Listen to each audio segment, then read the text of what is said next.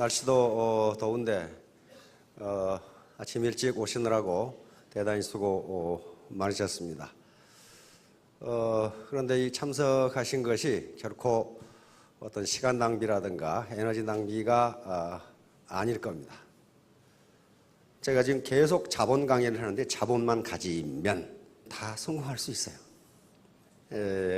최근에 학자들은, 심리학자들, 정신분석학자들은 도대체 인간의 사회적 성취, 즉 사회적 성공을 이루는 요인 중에 가장 중요한 것이 무엇인가에 대한 연구를 계속합니다. 과거에는 IQ면 됐어요. IQ는 학습지능입니다. 학교에서 공부를 잘했다는 이유로 평생 호의호식하고 존경받으면서 살았어요. 20살에 사법고시에 합격하면 어떻게 됐습니까? 평생을 대우받으면서 잘 살았어요. 20살에 행정고시에 합격하면 20대 중반에 군수를 했다고요. 그러면서 평생 잘 살았어요. 뭐 때문에? 공부를 잘했다는 그 이유 하나 때문에. 과거에 우리가 고등학교 그때만 하더라도 공부 잘해서 의과대학에 들어가면요, 평생 의사선생님으로 존경받으면서 잘 살았어요. 학습지능이 그 당시는 사회적 성공을 결정했어요. 그러나 지금은 그것이 산업사회 후기 지식정보화 시대로 들어오면서 학교에서 공부를 잘했다는 이유만으로 성공하는 분 거의 없어요. 의과대학을 나왔다고 해서 성공하는 게 아니에요. 문 닫는 병원이 얼마나 많습니까? 사법고시, 엊그제 신문 보니까 사법고시 그 뭐만 또 못하다고 그래.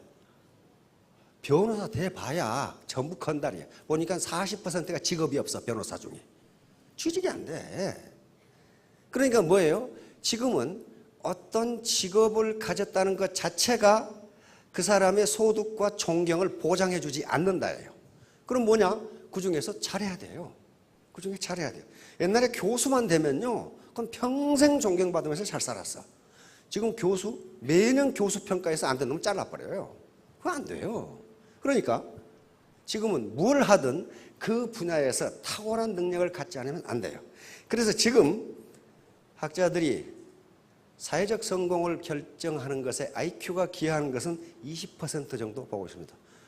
20%. 그럼 나머지 80%는 다른 요인인데, 다른 요인 중에 가장 중요한 것이 감성이에요. 감성.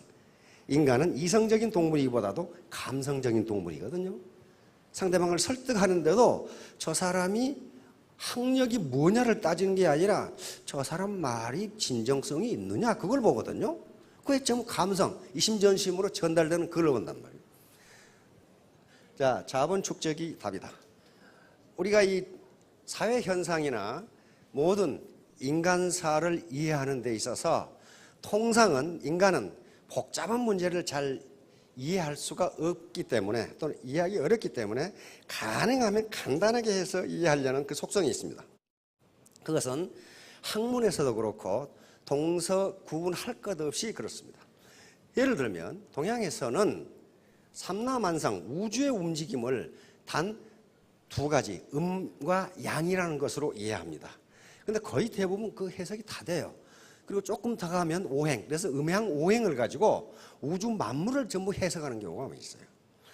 그리고 우리 몸의 체질이 여러 가지가 있는데 우리 이재마 선생은 사상의학걸에서 인간의 체질을 4가지로 딱 나눠버린단 말이에요. 그래가지고 그걸 이해하려고 그래요.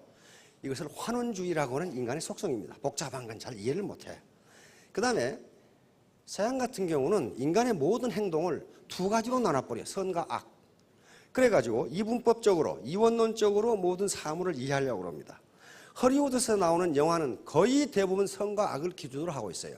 그래, 처음에는 선이라고 생각되는 주인공이 맨날 죽을 뚱살뚱해.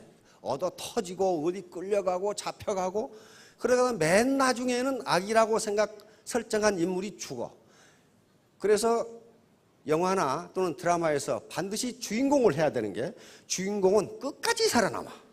끝까지 안 죽어요. 죽을 똥살똥하면서 살아남아. 근데 조연으로 나온 사람은 어느 날 갑자기 죽어버리면 그 다음부터는 출연을 못해.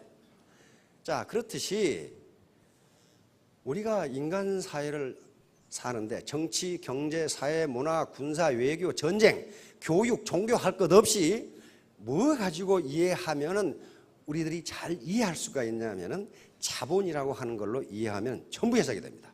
다시 말하면 양질의 자본을 많이 가진 사람이 이긴다예요. 반드시 이겨요. 반드시 이겨요. 그럼 자본이 무엇인가 하는 것은 차차 설명이 될 겁니다.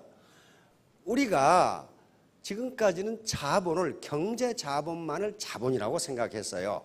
과거 경제학이 처음 생길 때 그렇게 했습니다. 경제 자본이라는 것은 이런 건물이라든가 이런 마이크라든가 이런 또는 이 냉방 시설이라든가 또는 땅이라든가 또는 주식이라든가 돈, 현금 또는 금, 귀금속처럼 화폐 자산으로, 화폐로 환산할 수 있는 자본을 경제 자본이라고 정의를 하겠습니다.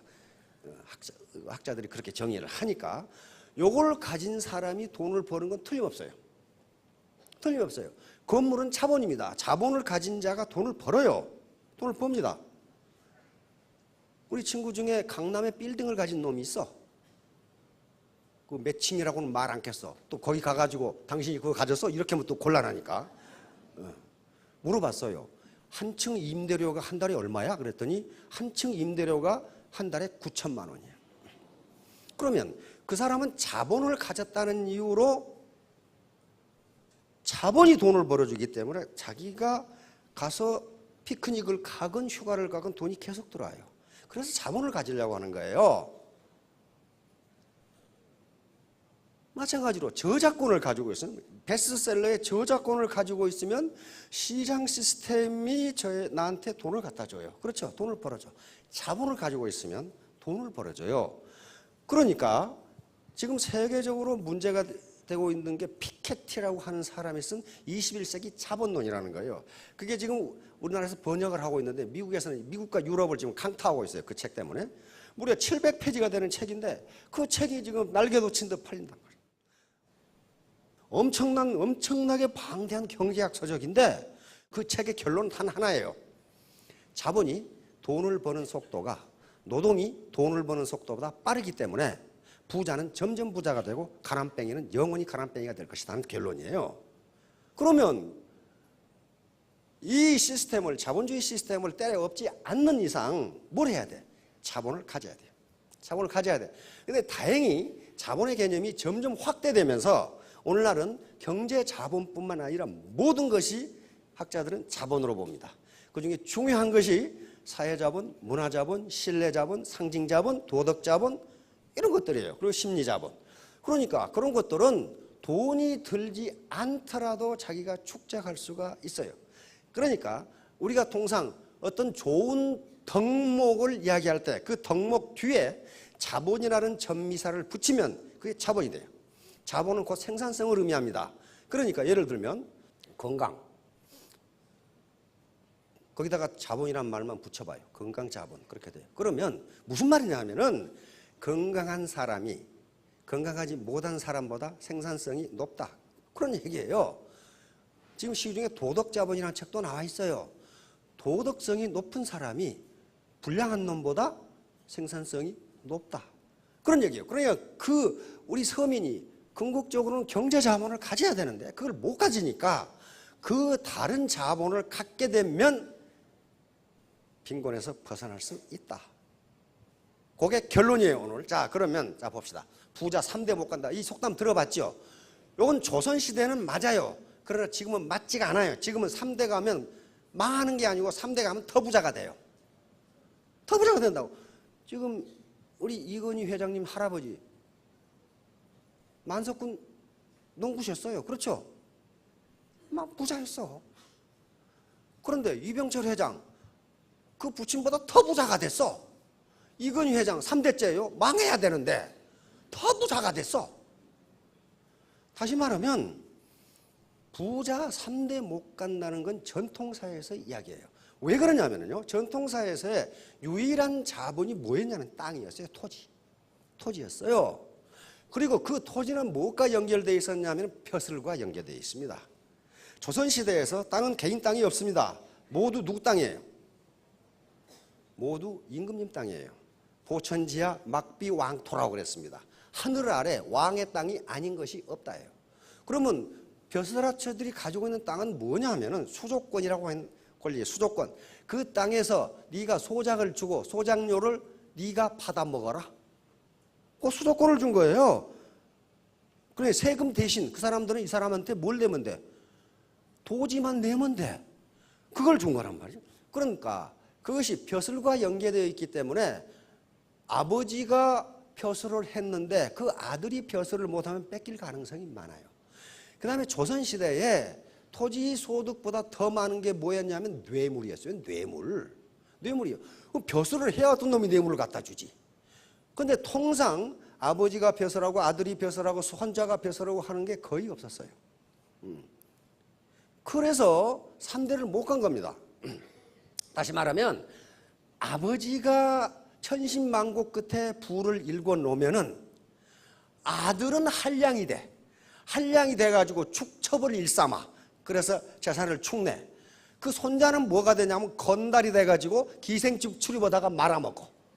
그러니까 3대를 못 가는 경우가 거의 많았어요. 왜? 자본을 토지자본, 경제자본만 물려줬기 때문이에요.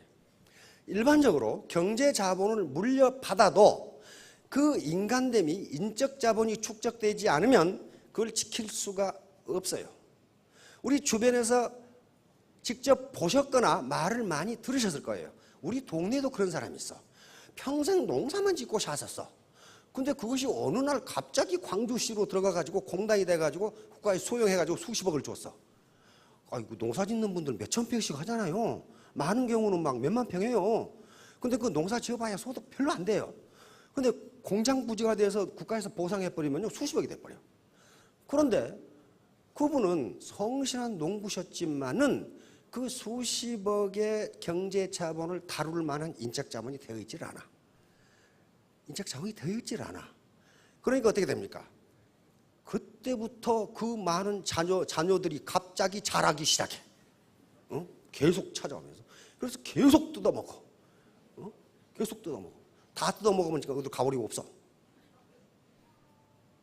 다시 말하면 그래서 나중에 노후가 비참하게 됐어요. 다 뺏기고 그 자본을 관리할 만한 인적 자본이 되어 있지 않은 거예요. 그래서 반드시 경제 자본이 주어진다고 해서 그것을 관리할 수 있는 능력이 갑자기 생기는 게 아니에요. 그런데 오늘날 부자가 3대 가면 더 부자가 되는 게 뭐냐 하면은 부자들이 자식에게 경제 자본만 물려주지 않는다예요. 반드시 교육이란 걸 통해서 인적 자본을 물려줘요. 그리고 사회적 연결망이란 걸 통해서 사회 자본을 물려줘요. 그리고 커나오는 과정에서 문화 자본을 물려줍니다. 매너라든가 말씨라든가 이런 것들을 물려줘요. 학자들의 연구에 의하면 그런 연구들이 많습니다. 어째서 부가 세습되는가? 유럽 같은 경우는 상속세가 엄청나게 비싸요. 엄청나게 비싸기 때문에 상속세를 물고 나면 경제자본이 거의 안 남아. 그런데 어째서 부자들은 또 부자가 되는가를 연구하다가 경제자본 말고 다른 자본을 물려줬구나. 그 자본이 다시 생산성을 발휘했구나. 이 결론에 도달하게 된 겁니다. 도달하게 된 거예요. 그러면 우리도 경제자본이 없으니까 그런 자본을 갖게 되면 빈곤에서 벗어난다. 바로 생산은 노동과 자본의 결합으로 이루어지는데, 그러니까 우리 인간 몸뚱아리 하나하나는 그냥 물리적인 힘만 가진 노동이 아니고 이 안에 뭐가 들어있어요? 경험, 지식, 그 다음에 자기 훈련, 심리, 감성 이런 것들이 들어있는데 그게 자본이라는 거예요. 그러니까 우리가 발을 이렇게 옮기는 것은 내 자본 덩어리를 옮기는 거예요, 지금. 자본덩어리. 그래서 이 자본 덩어리가 자본이 양질이고 양이 많으면은 다른 파트너를 만나서 설득을 할 수 있어요. 그런데 그 양이 적으면은 설득을 할 수가 없어요. 그 의미예요. 자, 그러니까 이 자본이랑 원래는 토지, 노동, 자본 이렇게 생산의 3대 요소라고 그러는데 이런 것들이 결합돼서 생산이 나옵니다. 지금도 그래요. 지금도 이것은 변함이 없는데 토지와 자본 이걸 자본에 묶어버리고 토지도 자본이기 때문에 지금은 노동도 단순히 선천적인 물리적 힘만 가진 노동이 아니고 그 안에 기술과 경험, 지식이라는 것이 들어있으니까 노동 자체가 뭐다? 자본이다. 이렇게 보는 거예요. 그러면 이제 자본이 전부예요. 그래서 이 경제 현상 모든 전쟁도 자본을 많이 가진 자가 이기게 돼 있어요. 모든 전쟁도 다 그렇고 비즈니스도 다 그렇습니다. 자, 그런데 이 자본 개념이 확대됨으로써 다행인 것은 우리 서민도 자본을 가질 수 있답니다. 요 소는 자본입니다. 요 농부는 노동력을 가지고 있어요. 요게 하는 거다고, 요 놈으로 해보는 거다고 어디가 생산성이 높으냐 이거예요. 요걸로 하는 거다고 이 트랙터로 밀어보는 거다고 어디가 생산성이. 자본 집약도가 높은 사람이 같은 노동력과 결합을 해도 생산성이 높다, 소득이 높다 그런 말이에요. 전부 다 이런 것들이에요. 그런데 요 자본이 물적 자본이 뭐하고 연결돼야 되느냐? 나라고 하는 인간의 인적 자본과 연결되지 않으면 이 자본이 하나도 필요가 없어요. 로켓포를 줬는데 쏠지를 몰라. 쏠 줄을. 그러면 로켓포가 무슨 소용이서 그 고철덩어리지. 그러니까 여기에 지금 알렉산더 대왕이고 나폴레옹이고 아이젠하워 원수, 메가더 원수, 마샤르 원수, 몽고메리 원수인데 이런 분들이 미국의 무기 체계와 결합하면서 히틀러와 대결을 했기 때문에 2차 대전에서 연합국이 승리한 거예요. 다시 말하면 무기 체계, 물적 자본 플러스 인적 자본이 풍부했단 말이에요. 물론 독일군에도 기라성 같은 장성들이 있었습니다. 롬멜이라든가 룬드스테드라든가 보크라든가. 그런데 히틀러라는 놈이 말을 안 들었어. 말을 안 들었어. 미국의 대통령 그리고 처칠은 말을 들었어요. 이 장성들이 하는 얘기를. 그래서 미국이 이긴 거예요. 자본을 가진 자와 못 가진 자의 대결. 내가 여러 번 말씀을 드렸죠. 요놈은 자본을 가진 놈이 못 가진 누가 이기겠어요, 이거? 예? 요놈은 자본을 가진 놈, 못 가진 놈. 요놈은 가진, 웃기는 거죠. 대결이 안 돼요. 자본을 못 가진 놈이 큰 놈한테, 다시 말하면 동네 슈퍼마켓이 SSM한테 대결하는 건 요다고 똑같아요. 자식 물었어, 코를. 어떻게 됐습니까, 이게? 죽는다고요. 이것이 자본의 힘이에요. 그 사람이 도덕적이냐 아니냐, 그런 건 문제가 없어요. 영국과 미국의 폭동입니다. 2011년에 일어났죠. 영국은 자본주의가 생겨난 국가예요. 최선진 민주국가입니다. 폭동이 일어났어요. 미국 월가입니다. 월스트리트. 여기서 월스트리트 점령 시위가 일어났어요. 왜? 여기 있죠. 1%, 99%. 1%의 강자들이 소득의 99%를 다 먹는다. 그런 말이에요. 99%의 약자들은 소득의 1% 가지고 겨우 연명하고 있다. 요게 자본을 가졌느냐 안 가졌느냐. 그러니까 사회 포럼에서는 뭡니까? Capitalism isn't working. 자본주의가 제대로 작동하지 않는다. Another world is possible. 또 하나의 세계가 가능하다. 지금 시위하고 있잖아요. 자본주의가 제대로 작동하지 않는다. Another world is possible. 또 다른 세계가 가능하다. 그러면 이 또 다른 세계를 만들 때까지 언제 기다릴 거냐? 기다릴 수 없어요. 내가 자본을 가지면 돼요. 자본주의 4.0 우리 신문에 한 1년 동안 계속 보도했죠. 자본주의 4.0 시대. 이건 그 타임지의 칼레키라는 사람이 쓴 책인데 우리나라 번역대에 나와 있어요. 자본주의 4.0. 이것도 한마디로 말하면 뭐냐면은 인간의 얼굴을 가진 자본주의예요. 지금 하이에나 자본주의이기 때문에 먹고 먹히는 자본주의란 말이에요. 정글 자본주의. 그렇게 되니까 인간의 얼굴을 가진 자본주의로 나가자 그러는데 언제 나갑니까? 그래 언제? 그동안 생일에 잘 먹으려고 한 달 굶었더니 죽어버리더라고. 언제 기다리고 있어요. 내 스스로 자본을 갖는 길밖에 없어요. 그리고 신자유주의가 들어왔어요. 신자유주의는 옛날 시장 만능주의입니다.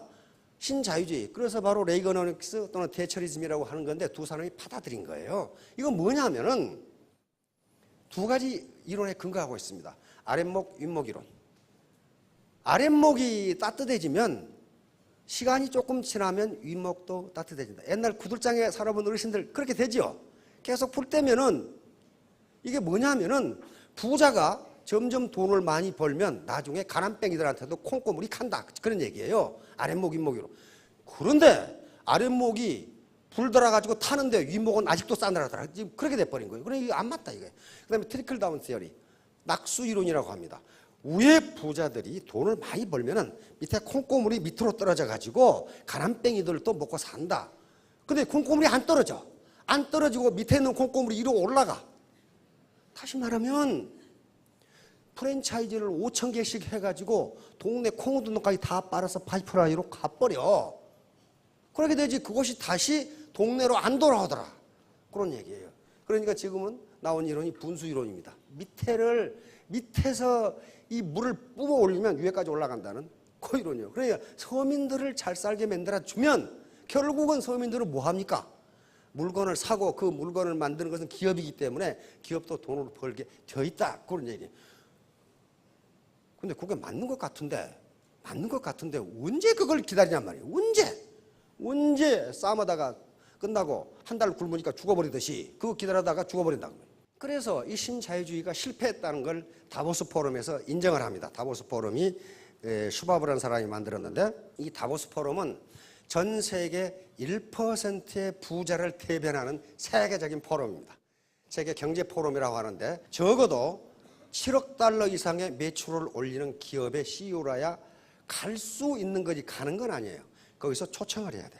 어떤 사람이냐? 사회적으로 저명 인사해야 돼. 저명. 그렇지 않으면 가지 못해. 그러니까 전 세계 1%의 부자를 대변하는 포럼이 이게 다보스 포럼인데, 스위스 다보스라고 하는 아주 고급 휴양지에서 열리기 때문에 다보스 포럼이라고 부릅니다. 그런데 이게 세계 경제의 흐름을, 앞으로 경제의 흐름을 결정해버려요. 여기서. 왜? 세계 기라성 같은 1000대 기업이 모이거든. 참석자가 2000명입니다. 1000대 기업이 모여가지고 누구조차고 경제정책을 하겠어요. 1000대 기업조차고 상위 1%. 근데 이것을 만든 사람이 바로 우리는 죄를 짓고 있다고 선언을 해버린 거예요. 현재 자본주의 체제로는 안 된다. 이렇게 해버린 겁니다. 그래서 빌 게이츠가 참석했다가 창조 자본주의를 이제 말하게 됩니다. 2007년 다보스 포럼에서, 세계 1%를 대변하는 다보스 포럼에서 빌 게이츠가 한 얘기예요. 이건 뭐냐 하면은, 어떻게 가난한 사람들에게 시장을 통해서, 마켓 시스템, 시장 기구를 통해서 구매력이 돌아가도록 할 것이냐.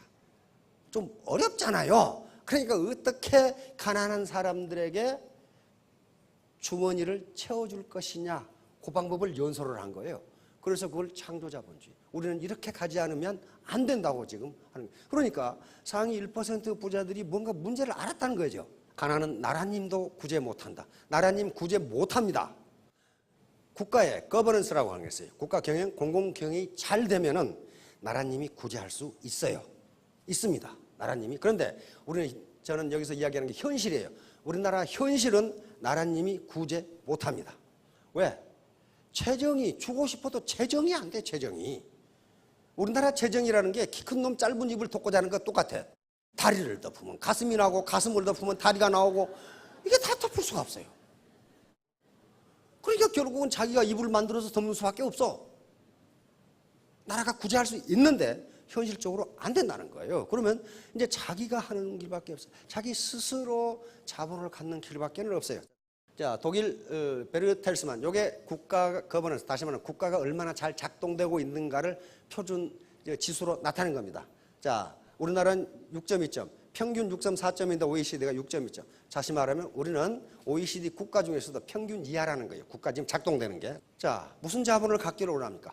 궁극적으로는 이런 자본을 갖기를 다 원하셔. 이런 상가도 하나 가졌으면 평생 소득이 좀 쫄쫄하게 들어올 것 같고, 기왕이면 이런 금괴도 좀 가졌으면 좋겠고, 이것이 최종적으로 갖고 싶은 경제 자본이에요. 그렇잖아요. 요거 나는 금도 싫고 땅도 싫고 빌딩도 싫다. 그러면 여기 계시지 말고 빨리 나가서 수영장으로 가시든지. 요걸 갖고 싶어요. 근데 문제는 요걸 부모로부터 물려받은 사람은 소득이 점점 늘어요. 바로 아까 제가 설명했던 경제 자본을 가져도 그것을 지킬 만한 인적 자본이 못 되면 3대 아니라 당대에 말아먹더라 하는 거예요. 당대. 그래서 우리가 이 애터미에서 이런 신사숙녀를 만드는 교육을 해야 되겠다고 늘 얘기하는 게 그런 얘기입니다.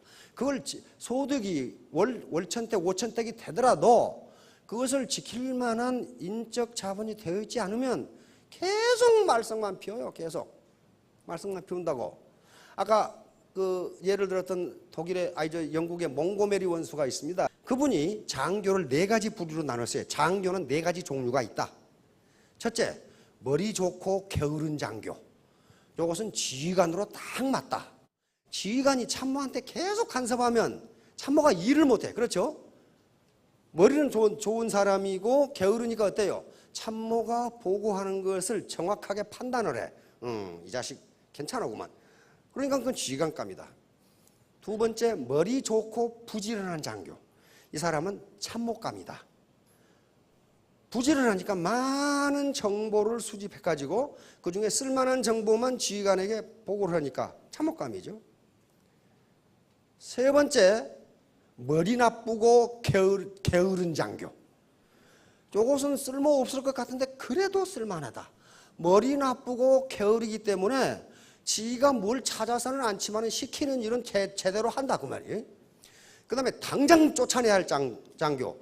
머리 나쁘고 부지런한 장교. 요건 하는 일마다 일을 저질러라. 하는 데마다 머리 나쁜 놈이 부지런해가지고 일만 저질러라.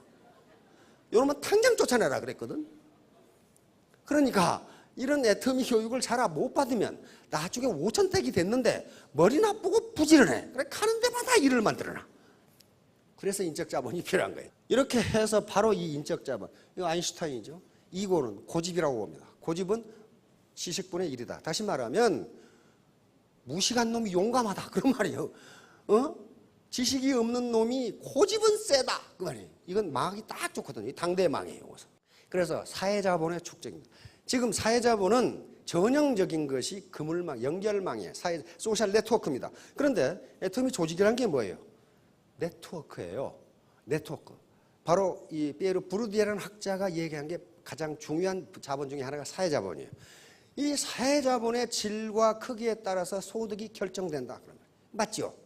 애터미의 이 소셜, 사람과 사람으로 연결된 네트워크인데 이 네트워크의 사이즈와 질에 따라서 그 사람의 소득이 결정된다요. 결정된다. 그러니까 어떻게 하면 네트워크의 사이즈를 크게 하고 퀄리티를 높일 것이냐 하는 게 문제잖아요. 지금 사업의 문제예요. 그런데 그 소셜 네트워크 자체가 자본이고 이걸 누구에게 물려줍니까? 자손에게 물려줄 수 있잖아요. 이 네트워크를 물려줘요. 물려줄 수 있잖아요. 네, 자본이니까. 자본주의 사회니까 자본을 물려줄 수 있어요. 그런데 어떻게 하면 이 자본의 사이즈와 퀄리티, 질을 높일 것이냐 하는 문제입니다. 바로 이 심리자본이요. 우선 오늘 심리자본 하나. 심리자본. 요게 지금 긍정심리자본. 요걸 연구하는 학자들이 굉장히 많고 인간이 가지고 있는 심리도 뭐다? 자본이다. 자본. 왜 그러냐? 생산성을 발휘하니까. 생산성. 요건 경제자본이 있어야 되는 게 아니에요. 자기 마음먹기 따름이에요. 맨 먼저 이게 지금 4가지가 있다고 그래서 심리자본의 밑에 하위 변수가 4가지인데 이 4가지가 그 사람의 생산성을 결정한다예요. 생산성을 결정. 저희가 자기 효능감이에요. 셀프 에피카시라고 하는 건데 이것은 자신감이라고 생각합니다. 자신감. 다시 말하면 나는 애터미 사업에서 성공할 수 있다. 요거예요. 있다. 그리고 스스로 자기의 성공을 기대를 해. 나는 4년 후에 로얄 마스터가 되어 있을 것이다. 이걸 셀프 에피카시라고 해요. 자기 효능감. 자기 효능감. 많은 학자들이 긍정심리학이라는 학문이 생기면서 이 심리자본이 어떤 것인가에 대해서 계속 연구를 하는데 그중에 4개의 변수를 가려냈어요. 두 번째는 뭡니까? 낙관주의예요. 낙관주의. 현재도 나는 일을 잘하고 있고 미래도 나는 일을 잘할 것이다. 자신이 자기를 낙관적으로 생각하는 거예요. 낙관적으로. 이거 한다고 세금 냅니까? 이건 자기가 자기에게 하는 거예요. 여성분들은 오늘 가시기 전에 화장실에 가셔가지고 거울을 보면서 나는 어때 이렇게 이쁘게 생겼지? 그렇게 한번 생각해 보세요. 어제보다 더 이쁘네? 그러면 더 이뻐진다고 그랬어요. 그걸 뭐라고 그러냐면 매력자본이라고 하는 자본입니다. 매력자본. 시중에 이제 베스트셀러 되어 있죠? 매력자본이라서 나와 있어요. 영국의 경제학 교수가 연구해요. 매력이 소득에 어떤 영향을 주는 거예요. 미국의 연방준비제도 이사회, 연방준비은행에서 과연 매력이 소득과 관계가 있는가를 연구하는 논문이 여러 개가 있어요. 있다요, 있다. 매력적인 사람이 돈을 많이 번다. 승진이 빠르다 하는 결론이 딱 나와 있어요. 그럼 누가 매력적이냐는 거예요. 누가 매력적이냐? 매력 중에 하나는 미모가 들어갑니다. 근데 미모가 매력에 차지하는 비중은 그렇게 크지 않아요. 그럼 매력이란 건 뭐예요? 자기의 현재 생긴 모습 플러스 열정, 자신감이 들어갔을 때 매력이 나와요. 어떤 아가씨가 열심히 일하는 걸 보면 굉장히 매력적으로 보여요. 굉장히 매력적으로 보인다고요. 그 매력 자본이 소득을 결정한다. 자기가 자신감을 가지고 매력적이라고 생각하면 매력적이라는 거예요. 지금 뉴스에서 계속 나오는 박수경인가 하는 여성 있죠. 그 정도 미모는요, 여기 그 정도 미모를 가진 사람은 천지야. 근데 뭐 때문에 네티즌들이 그 난리 법석이냐면은 그 꼿꼿한 모습이 확 가버린 거예요, 그냥. 그 당당함에 간 거예요. 그러니까 매력은 그냥 보통의 미모에다가 열정과 자신감을 가진 셀프 에피카시를 가지면 그 사람이 매력적으로 보여요. 매력적으로 보입니다. 혹시 여기에 처녀 있으면은 처녀들, 총각들이 있으면 매력적으로 보이려면 셀프 에피카시, 자기 효능감. 나는 언제까지 스타마스터가 될 수 있다. 그리고 나는 그렇게 될 것이다. 라고 기대하면 되는 겁니다. 호흡, 낙관주의. 희망은 목표를 달성하는데 애터미 사업 쉬운 게 아닙니다. 여러 가지 장애물이 있는데 그 장애물을 나는 이겨낼 수 있다. 이겨낼 수 있다. 그리고 그 방법으로 안 되면 나는 다른 방법으로라도 내 목표를 달성하겠다. 여기 희망이에요. 희망. 그 다음에 마지막으로 회복탄력성. 이게 굉장히 중요합니다. 회복탄력성. 이것은 반드시 모든 일을 할 때 어려움이 닥치고 좌절하게 되는데 그 좌절을 딛고 다시 튀어오르는 거예요. 즉 재도전하는 용기. 이걸 회복탄력성이라고 그래요. 그래서 이 네 가지가 바로 긍정심리자본을 형성하는 가장 중요한 변수인데 이게 뭐냐면 이것은 인적자본, 지식이나 또는 사회적 연결, 사회자본보다 상위 개념이다 그랬어요. 왜냐하면 아무리 지식이 많아도 비관주의적이거나 자기 효능감이 없으면 일을 달성하지를 못해요. 지식이 있어도 그렇단 말이에요. 근데 문제는 이제 그러면 이 상태는 훈련해서 될 수 있느냐가 문제예요. 만약에 이게 선천적이라면 부모 타도가 앉아있으면 돼. 근데 학자들의 많은 실험에 의하면 이것은 훈련으로 달성이 가능하다예요. 그러면 이걸 갖지 못하는 것은 누구 책임이에요? 내 책임이지 부모 탓이 아니에요. 부모 탓이 아니라고요. 요 긍정심리 자본을 북적이 아니라 축적이에요. 축적하는 데 있어서 이 시스템 차별은 굉장히 중요합니다. 왜냐하면 여기 모이신 분들이 전부 긍정적인 마음을 가지고 오셨다고요. 나는 애터미에 참석해서 망하겠다. 그렇게 온 사람 누가 있어요? 성공하겠다. 이렇게 오신 분들이에요. 그러면 기 중에서도 가장 좋은 기가 사람의 긍정적인 기랍니다. 어르신 아시겠지만은요. 시골의 초가집에도 사람이 살면 안 무너져요. 근데 사람이 떠나고 나면 3년 만에 다 무너져. 그래서 건축학자가 글을 써놨더라고. 사람이 기 때문에 그런데요. 사람이 살면 그 집이 안 무너진대요. 떠나버리면 내 학교 폐교에 가봤더니 어떤 놈이 유리창은 다 깨놓고 칠판은 다 뜯어놓고 그 할 일 없어. 어떤 놈이 할 일이 그렇게 없는지 모르겠어. 펌프는 다 고장 내놓고. 그러니까 사람이 살지 않으면 그렇게 폐가가 돼버려. 그러니까 혼자 해보겠다 잘 안 된다는 거예요. 여기에 이렇게 모여서 긍정적인 길을 서로 상호작용, 인터랙션이라고 주고받고 긍정적인 말을 주고받으면서 긍정심리 자본이 축적된다는 거예요. 그래서 여기 와서 이야기하는 이 리더분들이 한 번도 빠지지 않았다. 그러는 게 그런 의미 때문에 그럽니다. 그 다음에 자연법칙의 엔트로피 증가의 법칙이라는 게 있어요. 연력학 제2법칙이라고 하는데 엔트로피는 혼란도 또는 무질서도라고 생각하면 됩니다. 무질서도는 자연은 증가하는 방향으로만 작용한다. 이 법칙이에요. 감소하는 방향으로는 적용하지 않는다. 예를 들면 잉크방울 한 번 딱 떨어뜨리면 어떻게 됩니까? 점점 퍼져가요. 이것이 자연 상태로 놔두면 다시는 그 상태로 모이지 않는다예요.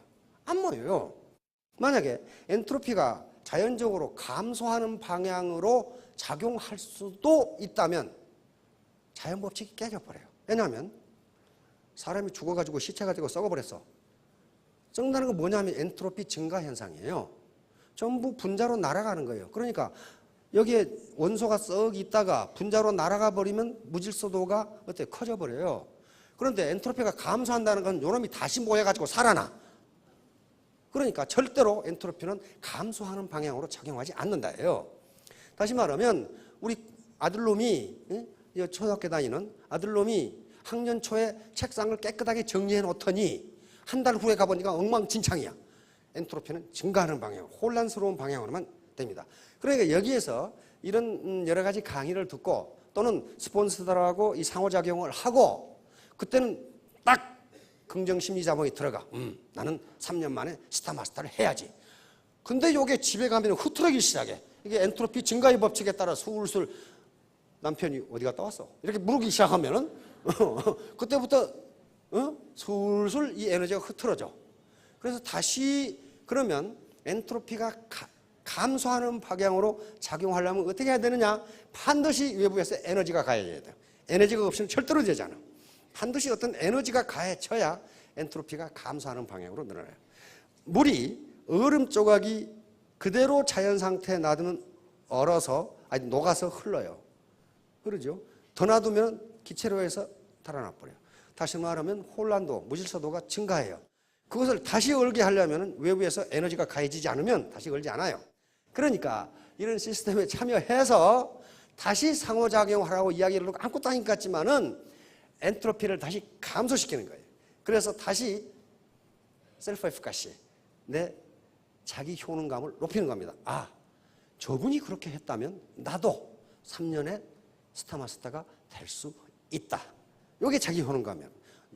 이런 효능, 자신감을 굳게 가지면 그 사람이 매력적으로 보인다고. 매력적으로. 자신감도 없이 이게 흐느적거리면은 누가 어디다 갖다 쓰겠어요. 결론은 소굴대시입니다. 이것은 개구리가 파리를 잡기 위해서 뒤로 물렸다가 뛰듯이 작을 소자, 굽힐 굴자, 큰 대자, 별신자입니다. 작게 굽히고 크게 뛴다.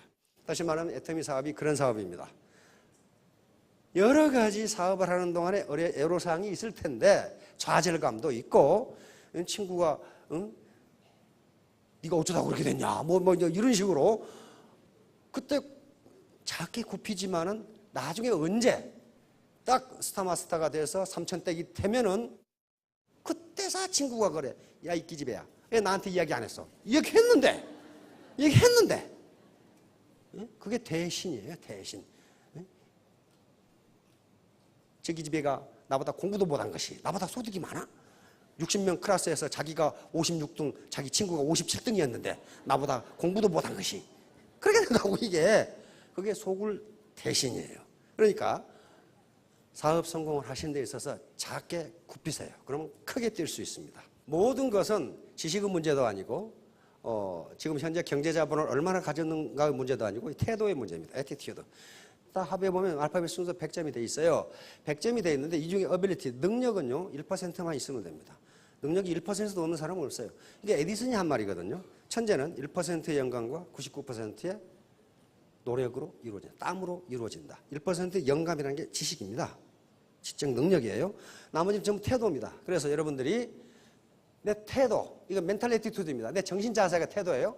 정신 자세만 가지면은 자기 효능감이라고 하는 긍정 심리 자본만 가지면은 경제 자본이 없더라도 경제 자본을 만들 수 있다예요. 만들 수 있다. 요것은 부모가 주는 것도 아니고 자기가 해야 돼요. 자, 3년 뒤, 5년 뒤에 모두 3,000댁, 5,000댁이 되시기 바랍니다. 감사합니다.